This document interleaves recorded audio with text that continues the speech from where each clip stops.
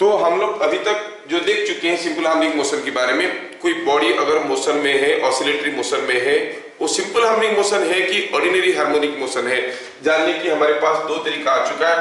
दोनों तरीके को थोड़ा याद कर लेंगे। A body is said to be in simple harmonic motion if, दो तरीके, if it experiences a restoring force proportional to and opposite to the displacement from mean position. मतलब अगर कोई बॉडी ऐसे ऑसिलेटरी मोशन कर रहा है तो जब वो यहाँ पे है उसका डिस्प्लेसमेंट फ्रॉम मीन पोजीशन हुआ ये, तो इस पोजीशन पे उसके पास एक फोर्स आना जरूरी है जो कि इस डायरेक्शन में रहेगा, जो कि इसको प्रोपोर्शनल भी होगा और अपोजिट तो है। When we say displacement from mean position, that means the displacement vector is directed away from the mean position. I repeat, displacement from mean position, displacement from this point, किधर भी जाओ, will be directed in a direction away from that point. अच्छा, और force क्या है? Force is opposite to the displacement. The force is directed towards the mean position. ये याद रखना। Restoring force क्या है? The force restoring force develop, क्यों डेवलप हुआ है? Due to displacement. कैसा डायरेक्टेड है? Directed towards mean position, directed towards mean position. ये याद रखना, जो आपका रिस्टोरिंग फोर्स है that is always directed towards mean position.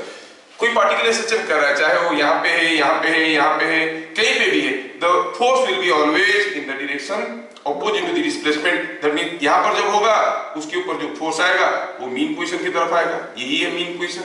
Mean position किसको कहते हैं? The position of equilibrium. तो कोई अगर पार्टिकल ऑसिलेटरी मोशन कर रहा है, ऑसिलेटरी मोशन नहीं कर रहा है, कोई पूछेगा एसएचएम है क्या? बोलो ये ऑसिलेट ही तो नहीं कर रहा है, एसएचएम क्या बताएंगे? हाँ, अगर ऑसिलेट कर रहा है तो ये एसएचएम है क्या? तो जानने के लिए हम देखेंगे कि जब वो पार्टिकल अपना मीन पोजीशन से कुछ एक्स डिस्टेंस पे है, उसके ऊपर जो फोर्स आ रहा है that force is proportional to x and opposite to x. ये हुआ एक तरीका। और there is a second method also. और सेकंड मेथड क्या है? If the displacement from mean position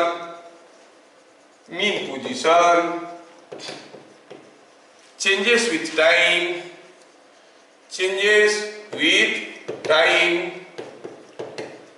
by the relation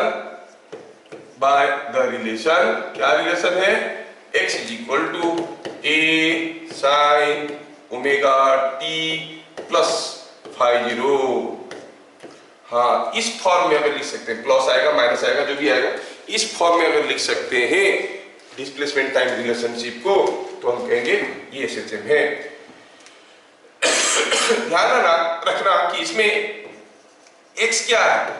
x is displacement कहां से? From mean position. अच्छा, मतलब क्या होगा? यूनिट डिस्प्लेसमेंट का जो यूनिट होता है। अच्छा, A क्या है? What is A? We'll go to that in details. तो पहले हम देख लिए कि कोई बॉडी एसएचएम में है कि नहीं, जानने की हमारे पास दो तरीका है।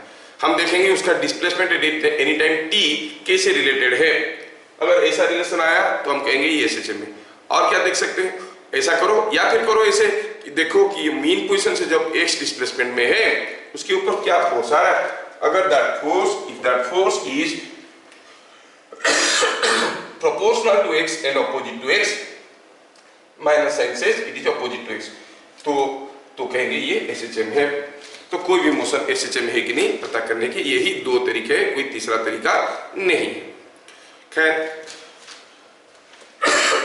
चलिए मैथमेटिकल एनालिसिस करते हैं एसएचएम का।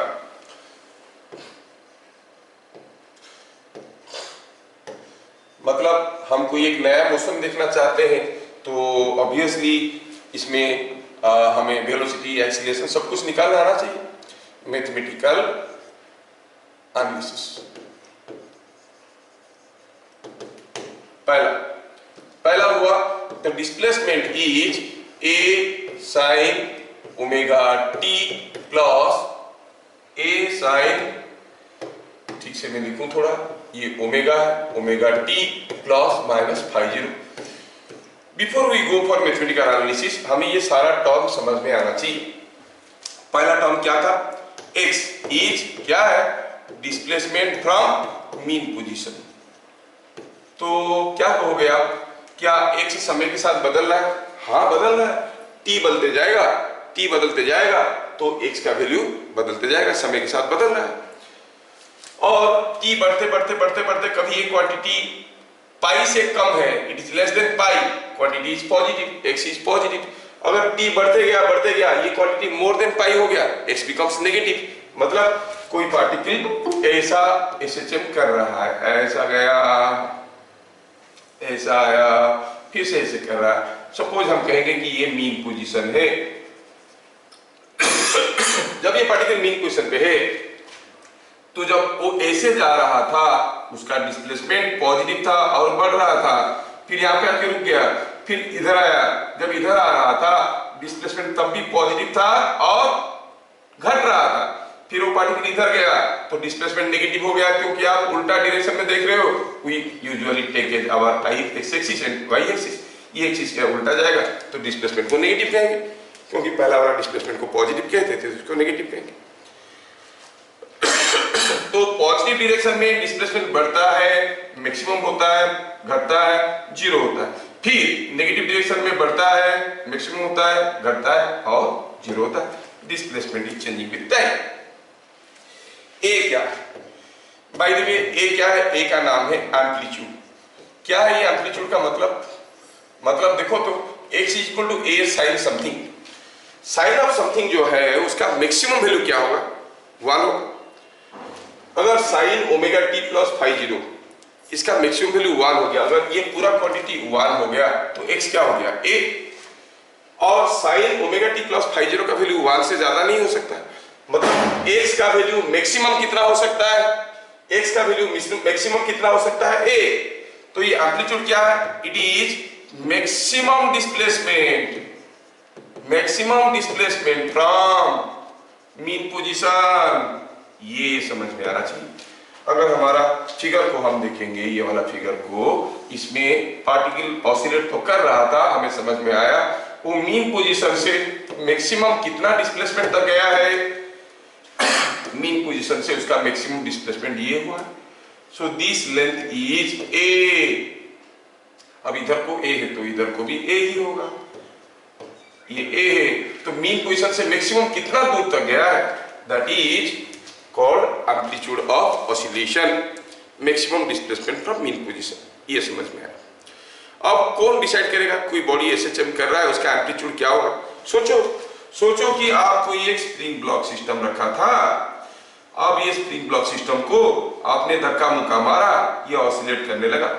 ये कितना दूर तक जाके वापस आएगा, कितना जोर से ऑसिलेट करेगा, किसके ऊपर डिपेंड करता है। अब कितने जोर से धक्का मारे, धीरे से धक्का मारोगे छोटा सा ऑसिलेशन करेगा, जोर से धक्का मार दोगे बड़ा सा ऑसिलेशन करेगा। मतलब जो maximum displacement from mean position होगा वो कौन डिसाइड करेगा, सिस्टम नहीं, एजेंट जो इसमें SHM बना रहा है। It depends upon the external agent producing SHM। क्या मेरी बात समझ में आ रहा है, समझ में आ रहा है। Depends on external agent producing SHM, depends on external agent producing SHM। ये जानना बहुत जरूरी है, एक्सटर्नल एजेंट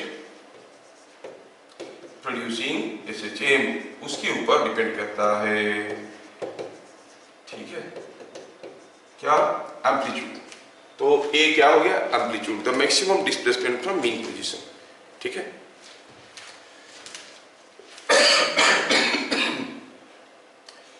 तो अननोन क्वांटिटी क्या है, A था, समझ गए क्या है, ओमेगा क्या है।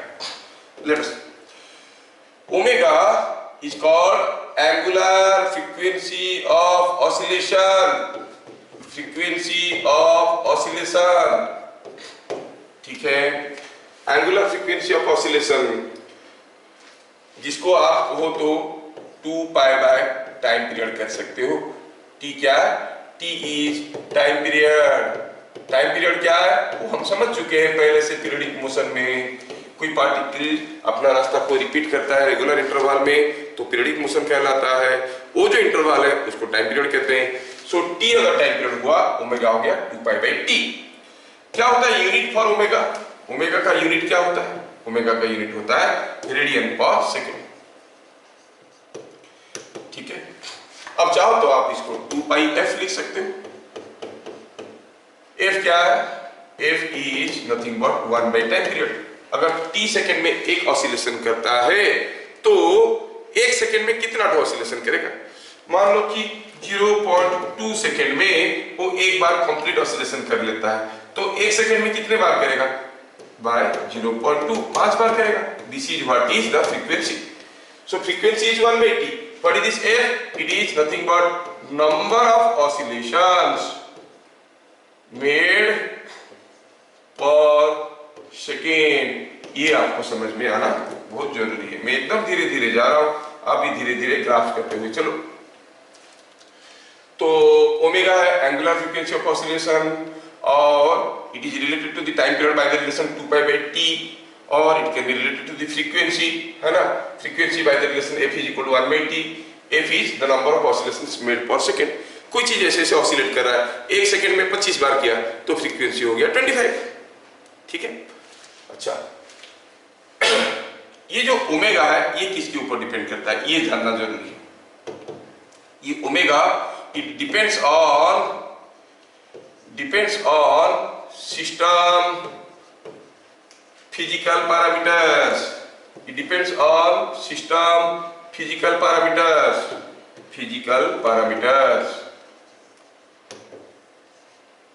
सिस्टम का फिजिकल पैरामीटर के ऊपर डिपेंड कर रहा है। ये एक्सटर्नल एजेंट के ऊपर डिपेंड नहीं करता है। एक्सटर्नल एजेंट के ऊपर डिपेंड करता था एम्पलीट्यूड। जितना जोर से धक्का देंगे उतना ज्यादा मैक्सिमम डिस्प्लेसमेंट होता था, लेकिन कितना जल्दी ऑसिलेट करेगा धक्का देने वाले के साथ क्या है, वो तो एक बार धक्का देके छोड़ दिया, बाकी ऑसिलेट तो सिस्टम कर रहा है, तो सिस्टम पैरामीटर के ऊपर डिपेंड करता है। कहने का मतलब ये है अगर हम कोई पेंडुलम की बात करेंगे और इसको ऑसिलेट करवा देंगे तो ये क्या टाइम पीरियड में ऑसिलेट करेगा वो डिपेंड करेगा इसका लेंथ कितना है, एक्सेलरेशन ड्यू टू ग्रेविटी कितना है। कोई स्प्रिंग ब्लॉक सिस्टम है, ये अगर हम मास को धक्का दे देते हैं ये ऑसिलेट करेगा। ये क्या टाइम पीरियड में ऑसिलेट करेगा डिपेंड करता है के और एम के ऊपर, है ना? सिमिलरली अगर कोई एक ब्लॉक किसी एक लिक्विड में फ्लोट कर रहा है और वो ब्लॉक को आप थोड़ा सा प्रेस करके छोड़ दिए, ये ऑसिलेट करने लगा, कितनी फ्रीक्वेंसी में ऑसिलेट करेगा, क्या होगा उसका टाइम पीरियड, एक बार ऑसिलेट करने के लिए कितना समय लगेगा, दैट ऑल डिपेंड्स अपॉन इसका डेंसिटी और इसका डेंसिटी, दोनों का डेंसिटी के ऊपर डिपेंड करेगा। समझ में आ रहा है ना? सो ये सिस्टम फिजिकल पैरामीटर के ऊपर डिपेंड करता है। मतलब for a particular system omega is constant, omega is not going to change, omega is a constant. आप धीरे से ऑसिलेट करवाओ या जोर से ऑसिलेट करवाओ, please give importance to this statement now. आप धीरे से ऑसिलेट करवाओ या जोर से ऑसिलेट करवाओ, time period of oscillation is same because omega depends upon system physical parameters. जब तक सिस्टम में कोई बदलाव नहीं आया, सिस्टम मतलब जो सिस्टम ऑसिलेट कर रहा है उसमें अगर कोई बदलाव नहीं आया, सपोज हम कहेंगे यहाँ पर एक मास है, here is one mass, this is being connected to another mass। अब ये दोनों यहाँ पर रखे हुए थे, ये मास m1 है, ये मास m2 है, हम इन दोनों को खींचे और छोड़ दिए, फिर दोनों ऐसे ऐसे ऐसे ऐसे होने लगे, तो क्या होगा? उनका टाइम पीरियड ऑसिलेशन का डिपेंड करता है मासेस और उनका स्प्रिंग कांस्टेंट, बाहरी एजेंट के ऊपर डिपेंड नहीं करता है। जब ये चीज हमें समझ में आया तो यहाँ पर एक बहुत ही इंटरेस्टिंग फैक्ट समझ में आया। क्या समझ में आया? कि धीरे से ऑसिलेशन करो जितना टाइम पीरियड लगेगा, जोर से ऑसिलेशन करो टाइम पीरियड उतना ही लगेगा, क्योंकि सिस्टम के लिए ओमेगा कांस्टेंट है। Omega is constant for a particular system. I will tell you for your surprise. अगर मैं कहूं कि ये कोई एक स्प्रिंग ब्लॉक सिस्टम है और इस स्प्रिंग ब्लॉक सिस्टम में मैं क्या करता हूं, इसमें एक ऑसिलेशन क्रिएट करने की कोशिश करता हूं। पहले मैं धीरे से धक्का दिया तो ये गया ऐसे, फिर ऐसे आया, फिर ऐसे आया, यहां से जाके एक बार कंप्लीट करके वापस आने के लिए इसको क्या समय लगा, क्या समय लगा इसको, से जितना समय लगा that is T, the time period. अगर इसको जोर से धक्का देंगे तो और दूर जाएगा, ऐसे आएगा, ऐसे आएगा, क्या समय लगेगा, वही टी, बिकॉज दोनों ही केस में amplitudes are different. Here the amplitude, the maximum displacement from mean position is small, here maximum displacement from mean position is more. लेकिन इस केस में उसको एक बार ऐसे जाके ऐसे आने के लिए जितना समय लगेगा, इस केस में भी उतने ही दूर जाके वापस आने के लिए उतना ही समय लगेगा। समझ में आ रहा है क्या? ये सबसे इंपॉर्टेंट पार्ट है जो आपको समझने की कोशिश करना चाहिए। Here, time period of oscillation is independent of the external agent, depend करता है किसके ऊपर, सिस्टम फिजिकल पैरामीटर के ऊपर। सिस्टम किससे बनाया गया है, K और M से बनाया गया है। जब तक K और M के साथ कोई छेड़खानी नहीं करेंगे, time period is not going to change. If time period is not changing, omega is remaining same. अभी आपको समझ में आ रहा होगा, थोड़ा मतलब ये इजीली एक्सेप्टेबल नहीं है, अगर थोड़ा ध्यान से देखोगे तब समझ में आएगा। अब सोचो कि ये जो चीज ऑसिलेट कर रहा था यहाँ पे, सपोज मैं इसको भगाता हूं यहाँ से, ये चीज ऐसे ऐसे ऑसिलेट कर रहा था, मान लो ऐसे जाके यहाँ तक पहुंचने के लिए टाइम लगा टी। यहां से स्टार्ट किया, ऐसे गया, ऐसे गया, ऐसे गया, यहां तक पहुंचा, फिर इधर गया, फिर इधर गया, इधर आके पहुंचा, टाइम लगा टी। तो क्या बता सकते हो, ए से मान लो कि यहां से ये पॉइंट को चलो मानते हैं बी, ये पॉइंट को मानते हैं सी। ए से बी तक आने के लिए, बी से फिर आगे जाके सी तक वापस आने के लिए, वैसे देखेंगे तो a b c same point है, बस मैं नेमिंग किया हूं। ए से बी से होते हुए ए से निकलेगा, बी से होते हुए सी को फिर से वापस आएगा, टाइम लगता है टी। तो क्या बता सकते हो, ए से जाके बी तक वापस आने के लिए कितना समय लगा होगा, सिमेट्री से कितना समय लगा होगा, टी बाई टू, आधा समय लगा होगा, क्योंकि पूरा टाइम होता है टी, तो यहां से यहां तक का टाइम कितना होगा, टी बाई टू, है ना। इसका मतलब यहां से यहां तक जाने के लिए कितना समय लिया होगा, कितना समय लिया होगा, T by four, T by two का आधा। मतलब यहां से यहां तक आने के लिए कितना समय लिया होगा, that is also T by four. मतलब यहां से यहां तक जाने के लिए टी बाई फोर, यहां से यहां तक आने के लिए टी बाई फोर, यहां से यहां तक आने के लिए टी बाई फोर, यहां से यहां तक आने के लिए टी बाई फोर, सारे मिलके हो गया टोटल टाइम टी। अब यहां पे और भी एक इंटरेस्टिंग चीज सामने आ रहा है, वो ये है कि अगर मैं ये ब्लॉक को यहां से यहां तक खींच लूंगा और यहीं से छोड़ दूंगा, तो ये वापस आएगा। यहां तक आने के लिए कितना समय लगेगा, यहां से यहां तक आने के लिए कितना समय लगता था, टी बाई फोर। तो ये ब्लॉक को अगर यहां तक मैं खींच लेता हूं, यहां से छोड़ देता हूं, इसको वापस आने के लिए मीन पोजीशन तक टाइम लगता है T by four. T is a constant that depends upon के and M.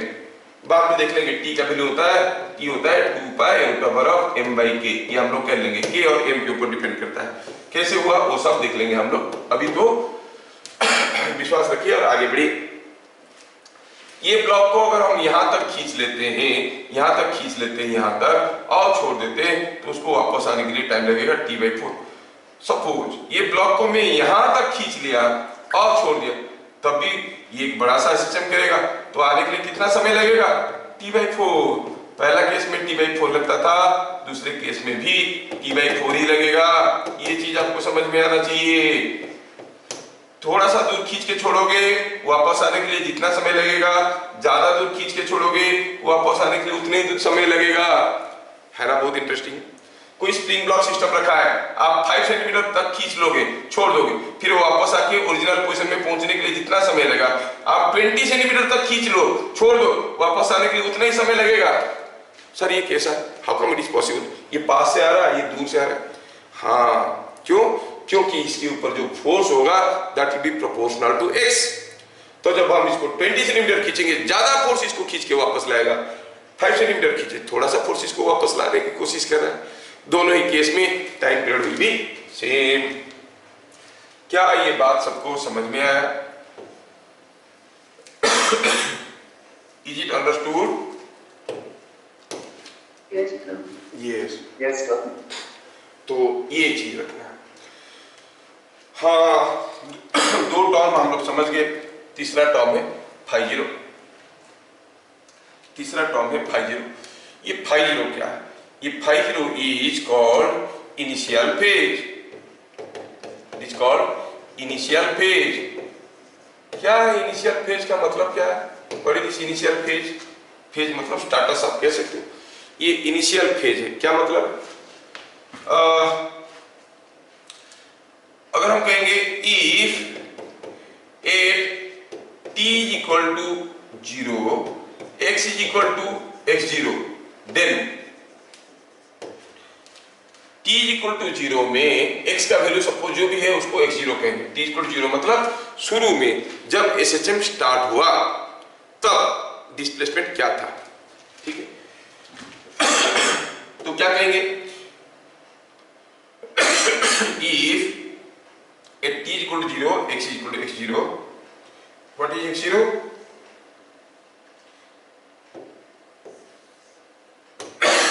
It is initial displacement from mean position। मतलब जब वो चलना शुरू किया SHM कहां से शुरू हुआ। कोई जरूरी नहीं कि हरदम नेचुरल लेंथ से ही स्टार्ट करेगा, कहीं से भी स्टार्ट कर सकता है। जैसे ये कोई ब्लॉक था, आपको इस ब्लॉक में SHM करना था, तो ब्लॉक यहाँ पे ऐसे रखा हुआ था, रेस्ट में था, आपने धक्का दे दिया तो चलने लगा यहाँ से शुरू किया। इनिशियली मिनी पोजीशन से कितना दूर पे था? 0 डिस्टेंस पे था, x0 का वैल्यू 0 है ना। ऐसा भी हो सकता है कि यहाँ पर धक्का देने की बजाय मैं इसको खींच लिया कुछ दूर तक, 5 सेंटीमीटर खींच लिया और वहीं से छोड़ दिया, 5 सेंटीमीटर खींच के छोड़ दिया तो वापस आया, फिर तब भी वो ऑसिलेट करने लगा। तो इनिशियली जब वो चलना शुरू किया मीन पोजीशन से कितना दूर पे था? 5 सेंटीमीटर, तब x0 का वैल्यू होगा 5 सेंटीमीटर। समझ में आ रहा है? x0 क्या है? x0 is initial displacement from mean position. अच्छा ये बात है, तो ठीक है। तो x0 का वैल्यू क्या होगा? क्या होगा वैल्यू? देखो हमें क्या करना है, निकालना है x कब at t equal to 0। x का वैल्यू क्या था? a sin omega t plus phi zero. इसमें t इक्वल टू 0 डालिए, t इक्वल टू 0 डालेंगे तो मिलेगा a sin 0 plus phi zero, that is same as a sin phi zero. जो initial phase है वो कैसे पता चला हमको? कितना है? Initial phase is nothing but ये हम कहेंगे x इज इक्वल टू और x0 is equal to a sin phi zero. इसमें से फाई जीरो का वैल्यू निकालो, फाई जीरो का वैल्यू निकालो, कितना हो रहा है? 10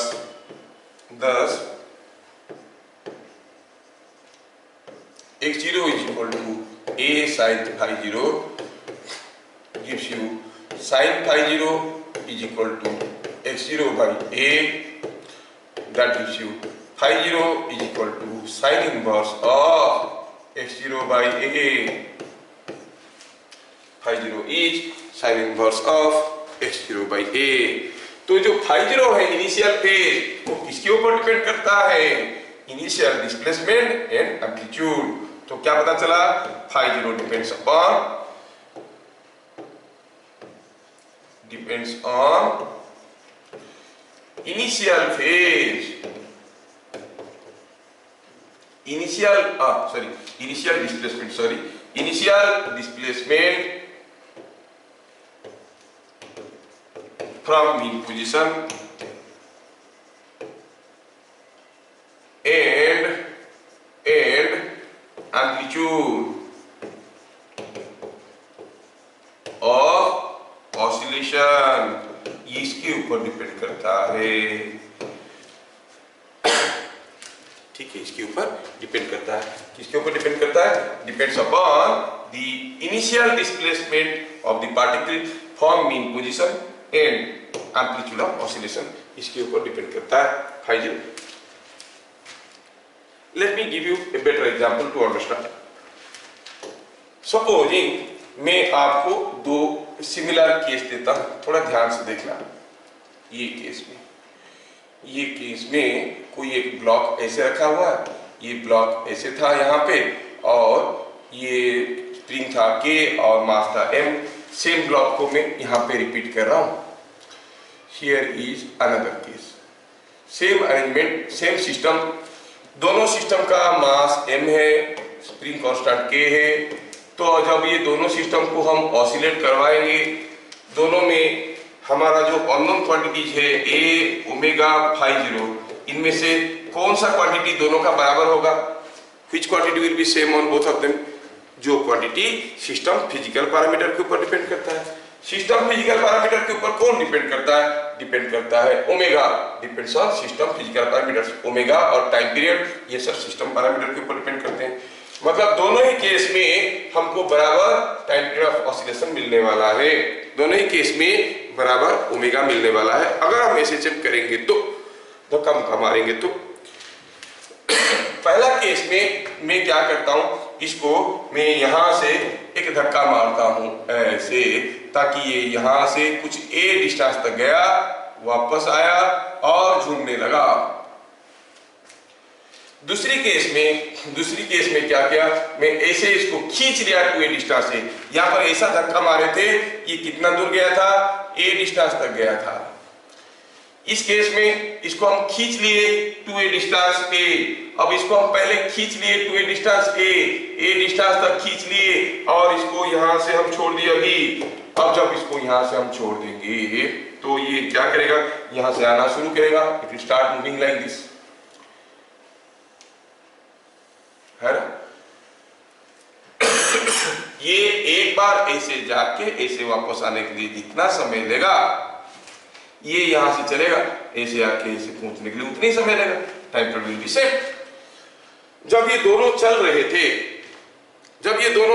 थे तो चलने के बाद अगर कोई आके इनको देखता है तो उसको पता ही नहीं चलेगा कि दोनों मोशन में अंतर क्या है। वो देखेगा दोनों केस में, इस केस में ये ऐसे ऐसे ऑसिलेट कर रहा है, इस केस में भी ये ऐसे ऐसे ऑसिलेट कर रहा है ना? तो दोनों ही केस में ऑसिलेशन बराबर दिखेगा, टाइम पीरियड भी बराबर दिखेगा, एम्पलीट्यूड भी बराबर दिखेगा, लेकिन they are not the same SHM, they are different. Sir different कैसे हुए?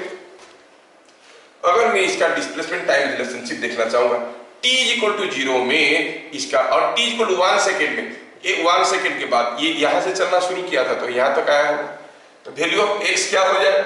Value of x will B this much. In 1 second the displacement from mean position is this. 1 second में ये यहां से यहां पर आया होगा क्योंकि यहां से चलना शुरू किया था।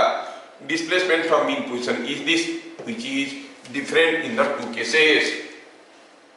मतलब ये दोनों एसएचएम का एम्पलीट्यूड तो बराबर है, एंगुलर फ्रीक्वेंसी भी बराबर है, लेकिन the displacement time relationship is not same, they are not the same SHM, है ना? दो एसएचएम सेम एसएचएम कब कहेंगे? जब दोनों का a, ओमेगा, फाई तीनों पैरामीटर्स बराबर होंगे। ठीक है, दोनों एसएचएम बराबर नहीं है। तो इस केस में चलिए आप मेरा मदद करिए और बताइए x0 initial displacement from mean position क्या था? Initial displacement from mean position क्या था? कौन बोलेगा? जब वो चलना शुरू किया कहां पे था? यहां पे था। कितना था? 0। इस केस में x0 क्या है? Initial displacement from mean position कितना था? जब वो चलना शुरू किया, यहां से चलना शुरू किया, मीन पोजीशन से कितना दूर पे था? a। ओ, दोनों का x0 अलग अलग है। फाई जीरो क्या है इसका?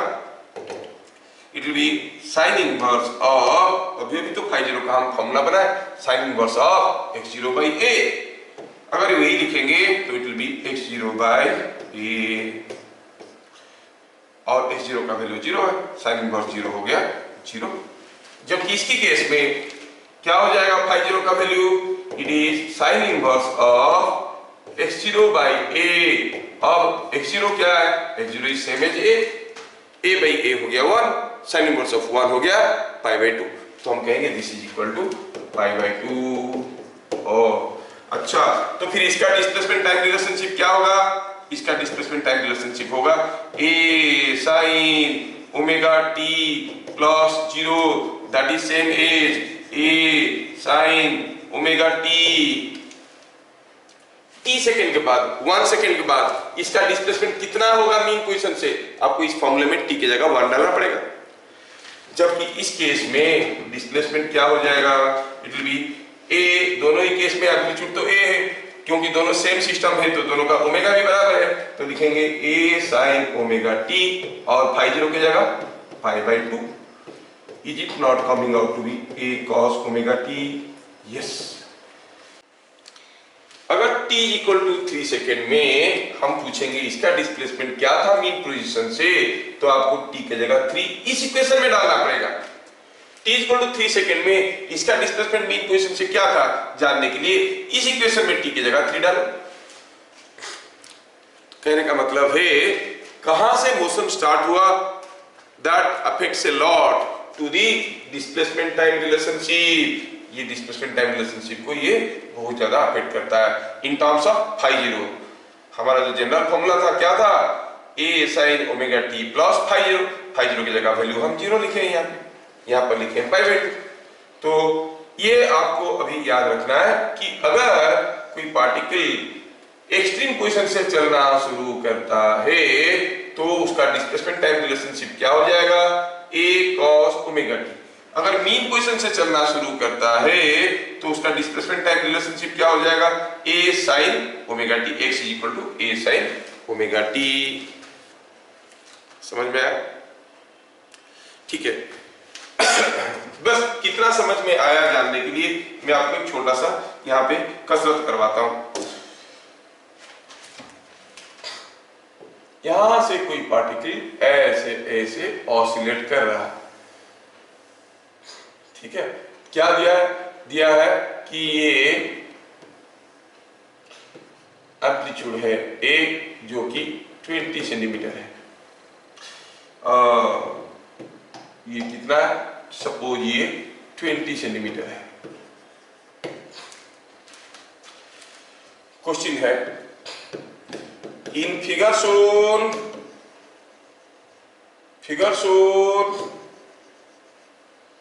a particle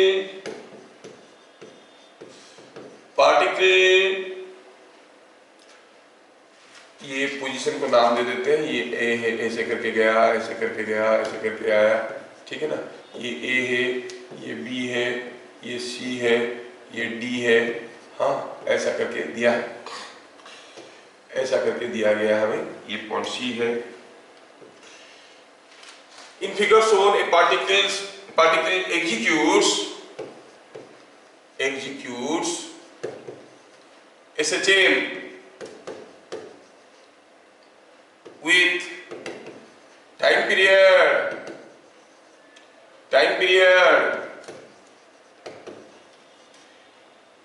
2 seconds, time period 2 second है। अगर आपको समझ में आता है तो आपको बताना है ये सारा चीज क्या होगा, ठीक है। अगर समझ में आता है तो सारा चीज का आंसर बताओगे तो मुझे लगेगा कि आपको समझ में आ गया। Bit number 1, find omega for the system. ये सिस्टम का ओमेगा कितना है। Bit number 2, find time taken to move from कहां से कहां तक, B to D, और move from one extreme to other, ठीक है। तीसरा पूछा है find average velocity over one complete oscillation. छोटे छोटे क्वेश्चन से कंप्लीट ऑसिलेशन। बिट नंबर 4 पूछा है find average speed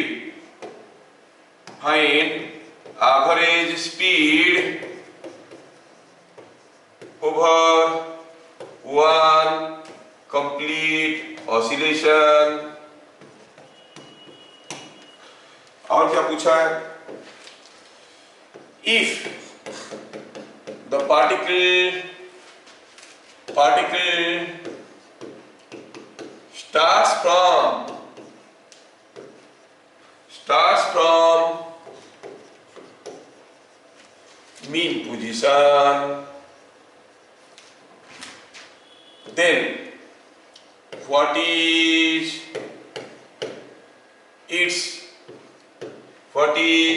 the displacement versus time relation if the particle starts from right extreme,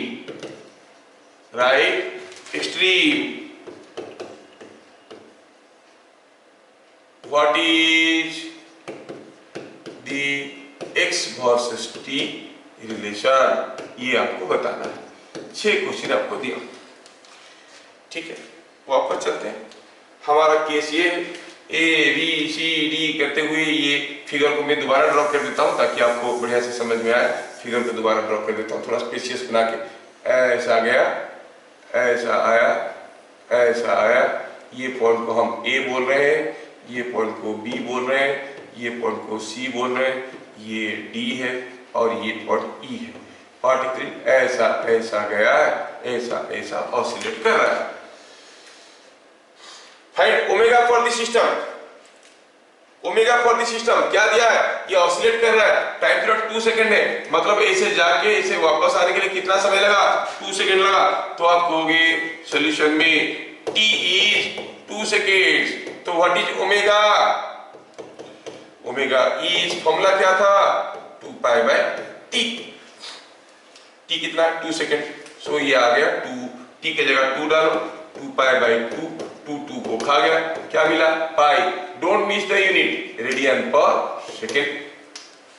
हाँ सर समझ में आया, ठीक।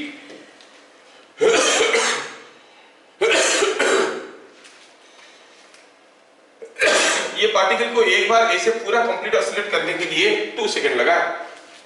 पूछा है find the time taken to move from one extreme to other. एक एक्सट्रीम पोजीशन से दूसरा एक्सट्रीम पोजीशन में जाने के लिए कितना समय लगा होगा? बी टू डी जाने के लिए। क्या कोई मेरा मदद कर सकता है? What is the time from B to D? बताओ, बी से डी जाने के लिए इसको कितना समय लगेगा? How much time it will take? कितना देगा? अरे ये पूरा टाइम होता था t, है ना? तो यहां से यहां तक t/4, यहां से यहां तक t/4, यहां से यहां तक t/4, यहां से यहां तक t/4, तो ये कितना हो जाएगा? t/4 plus t/4, that is t/2। So it is t/2 is 1 second. वो एक एक्सट्रीम से दूसरा एक्सट्रीम जाने के लिए कितना समय लिया होगा? 1 सेकेंड, ठीक है ना? ठीक है। Find average velocity over one complete oscillation. Average velocity कैसे निकालते हैं भाई? Average velocity is total displacement by total time.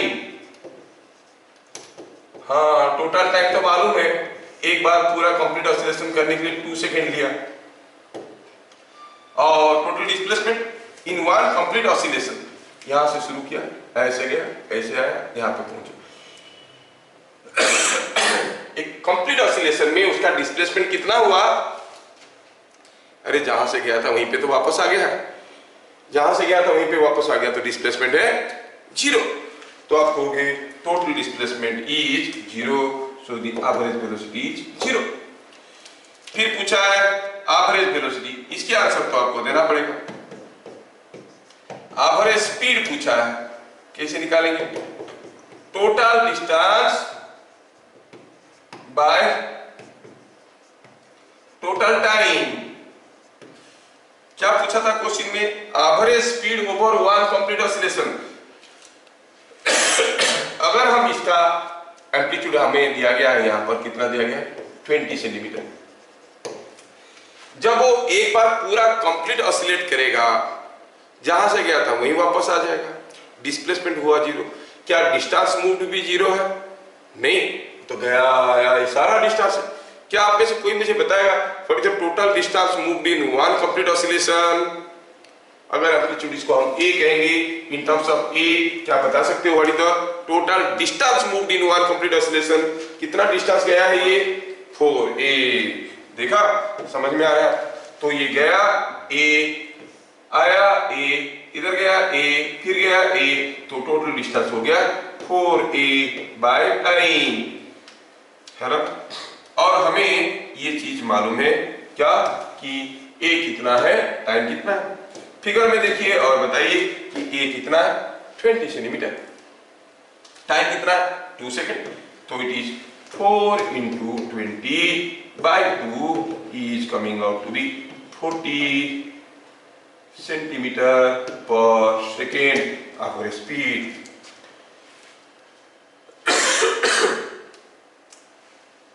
ठीक है, ठीक है। If the particle starts from mean position, if the particle starts from mean position, तो पूछा है क्या होगा उसका displacement time relationship? When the particle starts from mean position, उसका displacement time relationship क्या होता है? अब ये भी तो देखे थे थोड़ी देर पहले। displacement time relationship होता है x is equal to a sin omega t। ठीक है ना? तो हम कहेंगे बिट नंबर 5 के लिए डिस्प्लेसमेंट टाइम रिलेशनशिप क्या हो जाएगा? कहां से स्टार्ट कर रहा है? From the mean position. Mean position से स्टार्ट करता है तो डिस्प्लेसमेंट टाइम रिलेशनशिप क्या होता है? अब ये भी देखे थे, अगर मीन पोजीशन से स्टार्ट करेगा तो होता था a sin omega t, extreme position से स्टार्ट करेगा तो होता था e cos ओमेगा t। तो आंसर मिल गया इसको हमारा केस में a sin ओमेगा t। लिखो a क्या था? 20, साइन ओमेगा का वैल्यू क्या था? Pi t. और लास्ट बीट में क्या हो जाएगा? x will be equal to starting from right extreme, right extreme से स्टार्ट किया है तो हो जाएगा a cos ओमेगा t। समझ में आया क्या? That can be written as 20 cos पाई t। क्या ये चीजें समझ में आया? डिस्प्लेसमेंट टाइम रिलेशनशिप कैसे निकालते हैं अगर डाटा हमें दिया गया है तो? Is it understood?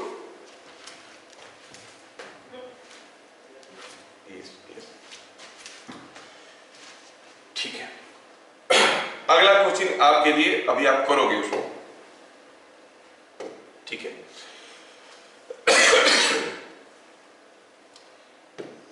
ये particle is executing SHM by the displacement time relation, displacement time relation कितना है? x is equal to 100 sin 4 pi t और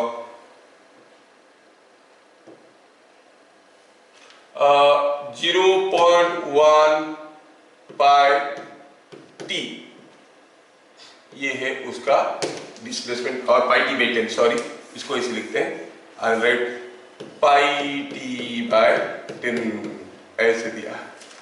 कोई पार्टिकल एसएचएम एग्जीक्यूट कर रहा है और x है तो उसका कोई यूनिट होगा, x इज द डिस्टेंस और displacement, so we say is centimetre. What is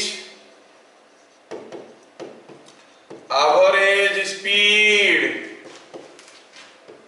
over one complete oscillation? फिर क्या पूछा? ठीक है, हाउ मच टाइम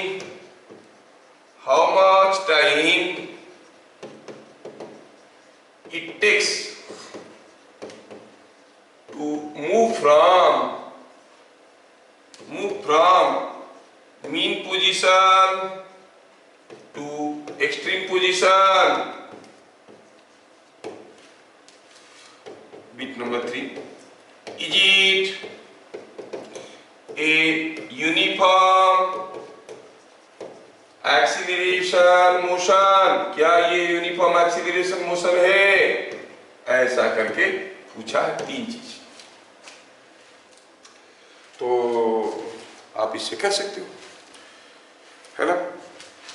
तो ये जो क्वेश्चन हमें दिया गया है, हमें इसमें से पूछा गया क्या, एवरेज स्पीड पूछा गया है और मीन से एक्सट्रीम जाने के लिए कितना समय लग रहा है पूछा है, और पूछा ये यूनिफॉर्म एक्सीलरेशन मोशन है कि नहीं। ठीक है, चलिए सोचते पहला बीट के लिए, let us think for the first beat. What is average speed over one complete oscillation? Formula क्या एवरेज स्पीड का देख लेंगे, लेकिन उससे पहले कंपेयरिंग विद सॉल्यूशन लिखते हैं। Solution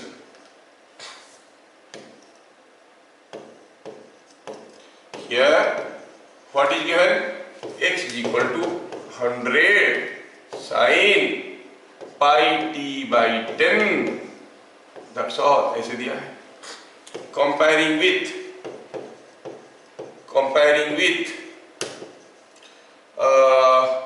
x is equal to a sin omega t plus 50, हमें क्या मिला, a is equal to 100 centimetre, omega is equal to pi by 10, 50 is equal to 0। यहाँ पर खाली pi t by 10 लिखा है, तो आप इसको चाहो तो pi t by 10 plus 0 लिख सकते हो। हाँ, अच्छा, तो फिर टाइम पीरियड क्या हो गया भाई? टाइम पीरियड का क्या फॉर्मूला है बताइए? 2 पाई बाय ओमेगा, नहीं तो डाले, it is 2 pi by 10 is coming out to be 20 second. 10 ऊपर चले जाए, टाइम पीरियड इज 20 सेकेंड्स, नहीं। अच्छा, तो पूछा है average speed in one oscillation is equal to 4a by t। क्या ये चीज समझ में आया? 4a by t कहां से आ रहा है, समझ में आ रहा है? गया a, आया a, इधर को a, फिर से वापस a, टोटल डिस्टेंस कितना गया है? 4a by t, और वैल्यू डालो, it is coming out to 4, a की जगह 100, t कितना है 20, so it is coming out to 20 centimetre पर सेकेंड। क्यों? क्योंकि x was in centimetre, question में दिया है, मैं नहीं बोल रहा, क्वेश्चन में दिया है कि x इज वाज सेंटीमीटर्स। हाँ, how much time it takes to move from mean to extreme position? अब ये ऑसिलेट कर रहा है, ऐसे ऑसिलेट कर रहा है, मीन पोजीशन से एक्सट्रीम पोजीशन में जाने के लिए कितना समय लगा? Time to move from mean to extreme, क्या कोई मुझे बताएगा इन टर्म्स ऑफ t क्या होगा? इन टर्म्स ऑफ t पूरा टाइम लगता है t, कैपिटल T। अब यहां से यहां तक जाने के लिए, a से b तक जाने के लिए कितना समय लगेगा? Will call it TAB। कितना होगा ये इन टर्म्स ऑफ t? कितना होगा? t by 4, so it will B t by 4। t कितना था? t तो था, हम लोग निकाल चुके हैं, t was something like 20 second, so answer हो जाएगा 5 seconds. So this is coming out to be 5 seconds. कितना समय लगेगा उसको मीन से एक्सट्रीम जाने के लिए? आप कहोगे इसको 5 सेकेंड्स लगेगा। फिर पूछा क्या, बताओ ये यूनिफॉर्म एक्सीलरेशन मोशन है कि नॉन यूनिफॉर्म एक्सीलरेशन मोशन है? यूनिफॉर्म एक्सीलरेशन मोशन किसको कहते हैं? जिसमें बॉडी का एक्सीलरेशन कांस्टेंट रहता है। हाँ, वो तो सबको मालूम है, इसलिए तो यूनिफॉर्म एक्सीलरेशन मोशन कहते हैं। पता कैसे करते हैं कोई मोशन यूनिफॉर्म एक्सीलरेशन मोशन है कि नहीं? हम जानते हैं कि जो एक्सीलरेशन है वो फोर्स बाई मास है। बॉडी का मास तो ऐसे ही कांस्टेंट है, अगर फोर्स कांस्टेंट हो गया तो हम कहेंगे एक्सीलरेशन कांस्टेंट है। क्या इसमें फोर्स कांस्टेंट है throughout the motion? No, the restoring force is proportional to and opposite to the displacement from mean position। मतलब डिस्प्लेसमेंट बदल रहा है तो फोर्स बदल रहा है, फोर्स बदल रहा है तो एक्सीलरेशन भी बदल रहा होगा, एक्सीलरेशन बदल रहा है तो ये यूनिफॉर्म एक्सीलरेशन मोशन होगा कि नॉन यूनिफॉर्म एक्सीलरेशन मोशन होगा? It will be a non uniform acceleration motion. तो हम कहेंगे बीट नंबर 3 में क्या कहेंगे, as the force is changing, force is changing, आप कहोगे ये नॉन यूनिफॉर्म एक्सीलरेशन मोशन हुआ। सिंपल हार्मोनिक मोशन वाले चैप्टर में आप वो v equal to u plus at वगैरह यूज नहीं कर सकते, you can never use, you should not use, because they are for uniform acceleration motion. ये तो नॉन यूनिफॉर्म एक्सीलरेशन मोशन है। As F is proportional to h implies F is changing, the motion is non-uniform acceleration motion. It is non-uniform acceleration motion, non-uniform acceleration motion, इसमें acceleration constant नहीं है, non uniform acceleration motion है। क्या यहां तक की चीजें आपको समझ में आया? हाँ ठीक है, ठीक है। और एक क्वेश्चन बताओ,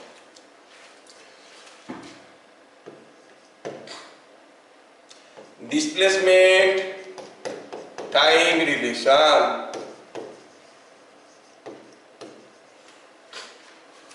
of a particle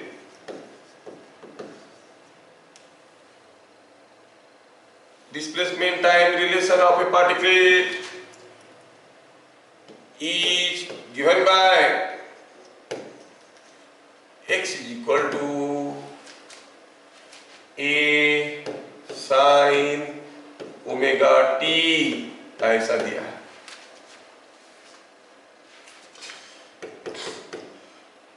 What is starting point of the particle? Starting point of particle, ठीक है, कहां से स्टार्ट किया है? दूसरा, how much time while moving from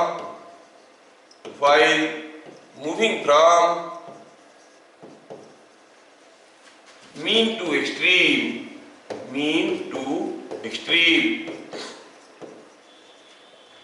how much time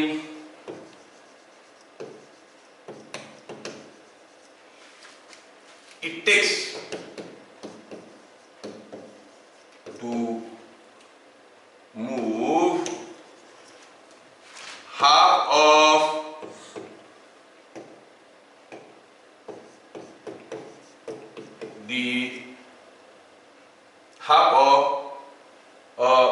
move from mean, while moving from mean to extreme, how much time it takes to reach the midpoint between mean and extreme, to reach the midpoint between mean and extreme, ये चीज बताना, ठीक है, ये चीज बताना, ठीक है। यहां से कुछ इंपॉर्टेंट फॉर्मूले हमारे सामने आएंगे, चलिए इसको निकालने की कोशिश करते। क्या दिया है कि कोई बॉडी एसएचएम कर रहा है, और जो एसएचएम कर रहा है वो कैसे कर रहा है, ऐसे कर रहा है कि उसका डिस्प्लेसमेंट टाइम रिलेशनशिप देखने में कुछ ऐसा है जैसा दिया है, एक चीज ए साइन ओमेगा टी। क्या सॉल्यूशन आप बता पाओगे मुझे? क्या आप बता सकते हो कि what is the starting point, कहां से स्टार्ट हुआ? ए साइन ओमेगा टी मतलब मीन पोजीशन से स्टार्ट हुआ कि एक्सट्रीम पोजीशन से स्टार्ट हुआ कि दोनों के बीच कहीं से स्टार्ट हुआ? क्या कहेंगे, कहां से स्टार्ट हुआ मोशन, कहां से स्टार्ट हुआ? अभी थोड़ी देर पहले हम लोग किए थे, क्या ना? देखो ये क्वेश्चन मीन पोजीशन से होने से इक्वेशन ऐसा होता है, एक्सट्रीम पोजीशन से होने से इक्वेशन ऐसा होता है। तो क्या कहेंगे हम कहेंगे कहां से स्टार्ट किया? नहीं सर वो याद नहीं रहता, आप जो बोलते हैं इतने सारी चीज ना याद नहीं रहता है। ठीक है चलो निकाल देते हैं। क्या निकालना चाहते हैं कि t इक्वल टू 0 में पार्टिकल कहां पर था? t इक्वल टू 0 पार्टिकल कहां पे था? तो कह सकते हैं सॉल्यूशन में eight t is equal to 0, displacement from mean, displacement from mean, displacement from mean कितना था, पुट करो, a sin ओमेगा t के जगह डालेंगे 0, sin 0 0 होता है, ये 0, x is equal to 0, displacement from mean position is 0, means it was at the mean position. So particle, so it starts from mean position. अच्छा, ये प्रैक्टिस करते करते आया, ठीक है, क्योंकि मुझे चीजें मालूम है, मैं लिख देता हूं तो मुझे ये समझ में नहीं आ रहा है कि तुम लोगों को कितना डिफिकल्ट लग रहा होगा. यू शुड डिस्कस, ठीक है, ये एक तरफा प्यार तो हो नहीं सकता, it should be bilateral. So it starts from mean position. अच्छा, while moving from mean to extreme, how much time it takes to reach the midpoint between mean and extreme? ये क्वेश्चन को ध्यान से देखो. बीट नंबर 2 क्या बोल रहा है, जब वो ऐसे ऑसिलेट कर रहा था, ये तो यहां से चलना शुरू किया, ये हो गया mid point between mean and extreme. यहां से यहां तक जाने के लिए कितना समय लगा, ओहो, अच्छा, ठीक है, x इज इक्वल टू हमारा डिस्प्लेसमेंट टाइम रिलेशनशिप मालूम है, x is equal to a sin omega t है, ऐसा हमें दिया गया है. सपोज t1 सेकेंड लगा, वो चलना शुरू किया था कहां से, यहां से, मीन से. अच्छा, t1 सेकेंड के बाद 8, t is equal to t1, x का वैल्यू क्या था, what was the displacement from mean position, कोई बताएगा क्या, t is equal to t1 में what was the displacement from mean position, x is equal to x1, कितना था वो, मिड पॉइंट था इन दोनों का, ये पूरा होता है a, तो ये उसका मिड पॉइंट है, तो इट वाज a/2. तो हम कहेंगे t is equal to t1 जगह डालेंगे, x की जगह a/2 डालेंगे, सो a/2 is equal to a sin omega t1. ओहो, यहां से हमें t1 मिल जाएगा. चलिए सिंपलीफाई करिए, जब t equal to t1 हुआ, उसका displacement from mean position was x a/2, so a/2 is equal to a sin omega t1. Simplify करिए, ये a/2 है, ये कैंसिल हो गया, 1/2 मिला, आप कहोगे sin omega t1 is equal to 1/2, that is sin 30, that is π/6. इसका मतलब omega t1 is equal to π/6. t1 कितना हो गया, π/6 ओमेगा. तो इसको मीन पोजीशन से आधा एम्पलीट्यूड तक जाने के लिए टाइम लगा होगा π/6 ओमेगा. क्या ये चीजें समझ में आया, इज इट अंडरस्टूड? ठीक है, ठीक है, ठीक है. क्या आपको कोई पूछेगा तो यहां से यहां तक जाने के लिए कितना समय लगेगा, यहां से यहां तक जाने के लिए कितना समय लगेगा, चलो इसको निकाल देते हैं. ये क्वेश्चन भी एक इंपॉर्टेंट क्वेश्चन है.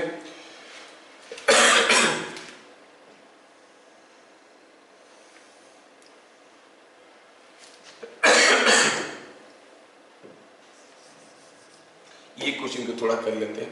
ये कोई पार्टिकल है, वो ऑसिलेट कर रहा है, ये यहां से शुरू किया चलना, और चलो मानते हैं कि ये टाइमिंग है, ये मिड पॉइंट है, और ये डिस्टेंस कितना है, ये डिस्टेंस है मान लो a/2 है, और ये डिस्टेंस है a/2. पार्टिकल यहां से चलना शुरू किया, a से b तक जाने के लिए कुछ समय लगा होगा, b से c तक जाने के लिए कुछ समय लगा होगा. क्वेश्चन क्या है, in figure shown the particle moves in SHM. ठीक है, find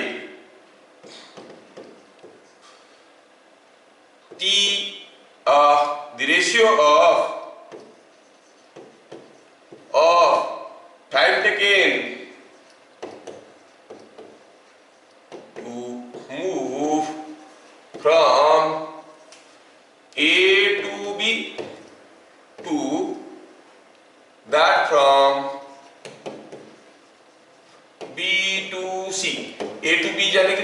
समय लगा, बी टू सी जाने के लिए कितना समय लगा, उसका रेशियो निकालो। क्या है रेशियो? ये जो भी आएगा किसी भी एसएचएम के लिए फिक्स्ड वैल्यू आएगा, आपको याद रखना है। Solution, let it starts from ए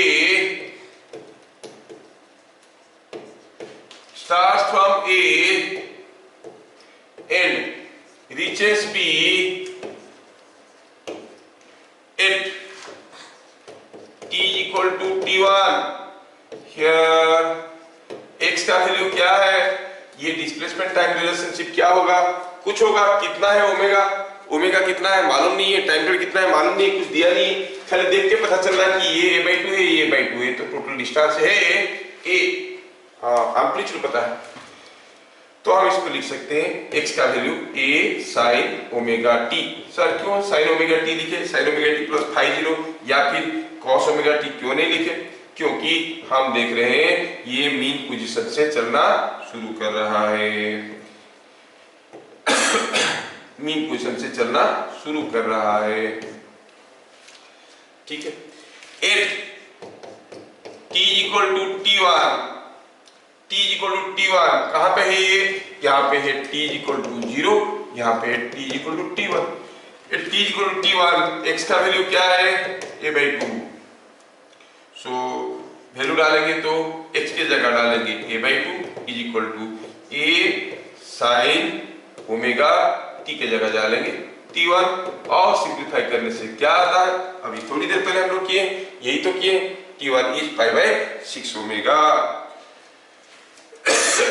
हाँ ये बात समझ में आया।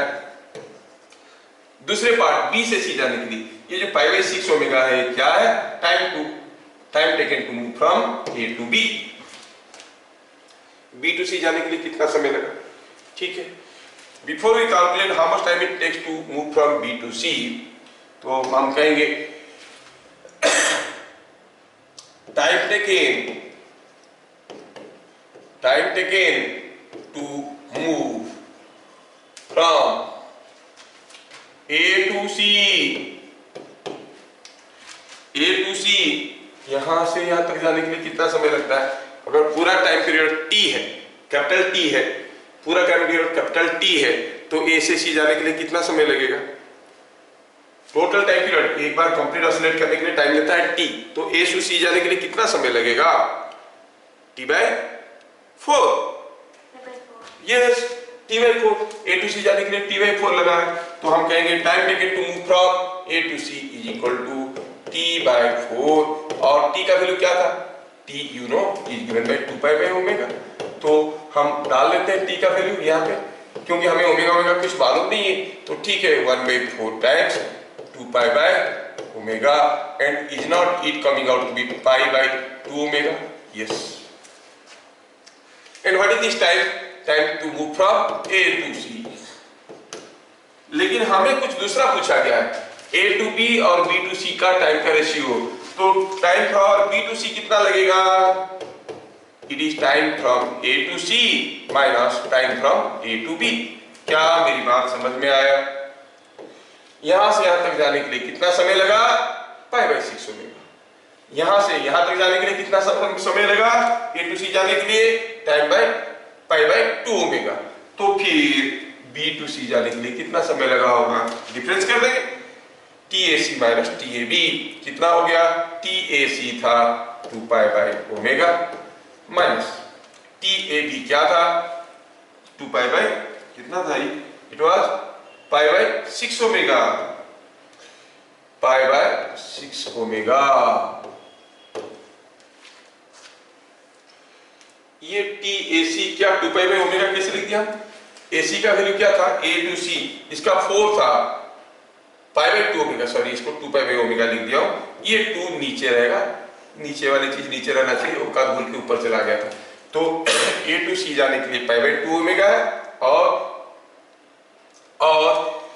A to B जाने के लिए π/6 ओमेगा है। सिंप्लीफाई करिए क्या मिल रहा है, it is giving you 6 omega goes common, here is 3π minus pi is 2π/6 omega, it is π/3 omega। Yes. A to B जाने के लिए समय लगा था π/6 ओमेगा, B to C जाने के लिए समय लग गया π/3 ओमेगा। रेशियो पूछा है TAB by TBC, it is π/6 omega divided by π/3 omega. Pi नीचे 3 ओमेगा ऊपर। Is it not coming out to be 1/2? Yes. तो आपको ये फॉर्मूला याद रखना पड़ेगा जब कोई चीज ऑसिलेट कर रहा है। पहला आधा डिस्टेंस जाने के लिए मीन पोजीशन से हाफ ऑफ द एम्पलीट्यूड जाने के लिए जितना समय लगेगा, बाकी आधा जाने के लिए डबल डिस्टेंस लगेगा, डबल टाइम लगेगा।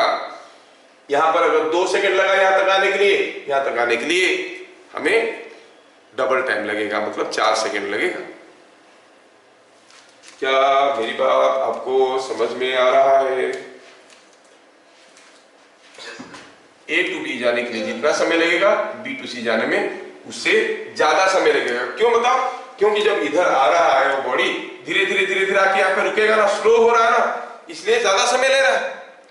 When the body is moving from here, आके यहाँ पे रुकने वाला है तो स्लो हो रहा है, ब्रेक लगा रहा है, तो ऑब्वियसली उतना ही डिस्टेंस जाने के लिए A/2 है, A/2 है, A/2 में जितना दूर जाएगा, जितना समय लेगा, A/2 में उससे ज्यादा समय लगेगा, क्योंकि स्लो हो गया, अभी रुकने वाला है। So this timing B to C is double up timing from A to B। ठीक है, तो ये हमें समझ में आया।